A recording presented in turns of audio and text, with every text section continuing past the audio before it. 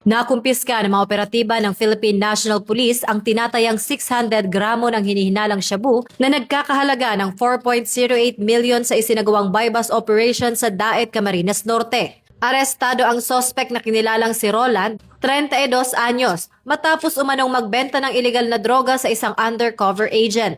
Ayon kay Police Brigadier General Erosito Miranda, Regional Director ng Pro5, matagumpay na naisagawa ang operasyon sa pamamagitan ng pinaigting na koordinasyon ng iba't ibang unit ng pulisya at ahensya laban sa droga. Binigyang diin niya na ang patuloy na pagpapalakas ng intelligence operation at mas agresibong kampanya upang mapigilan ang pagkalat ng ilegal na droga sa mga komunidad.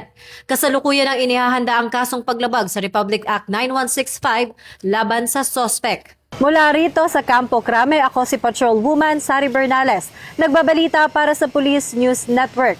At ito ang bagong PNP para sa bagong Pilipinas, serbisyong mabilis, tapat at nararamdaman.